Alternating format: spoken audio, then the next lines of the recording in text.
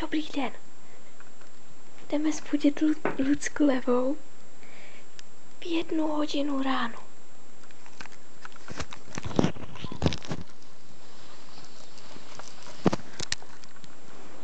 Asi se mi nějak trošku zbudila. Paní Lucko, vstávejte. Ale nech mě.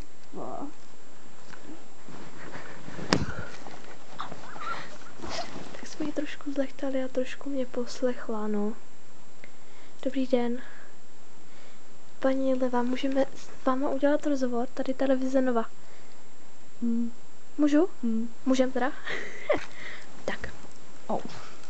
Tak, dobrý den. Dobrý den. Jak jste se vyspala? No, na dračku. A kolik je hodin? 1 hodina ráno a několik minut. Už to je, se kouknu. Abyste mi věřili? No tak nic, to nejde vidět. Prdele. Prostě je 1:08, no. 1 hodina 8 minut. Tak. Paní Levá, a už jste uvažovala o dítěti? Ne, Proč pak ne? protože je to zátěž. Aha. A máte nějakého přítele? Ano. Jak se jmenuje? Švarc. Máte ho moc ráda nebo milujete? Miluju a mám ho moc ráda. Ano? No já mám taky jednoho. Jmenuje se Dan Kostelník. No, taky ho moc miluju. Jo. A paní Levá, kolik vám je? 14. Ježiši, proč jsem se ptala na dítě? To nevíte, co? A máte nějakou nejlepší kamarádku? Ano, Terku Švarcovou. Aha, to Petr Švárc, Terka Švárcová. To budou sourozenci, že jo? Ano. Ano, máte nějaké sourozence? Ne. A jak se jmenují vaše rodiče? Daniela Leva a David Krčil.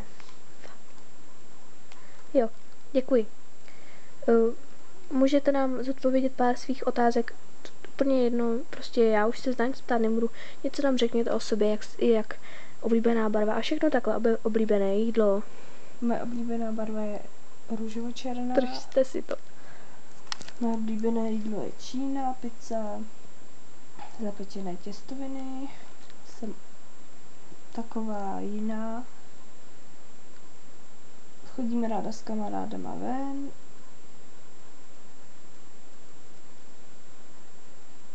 A to je asi všechno. Jo. Děkuju. Kdo pak to vedle vás leží? Lucinka Švarcová. Jo. No, chudáček.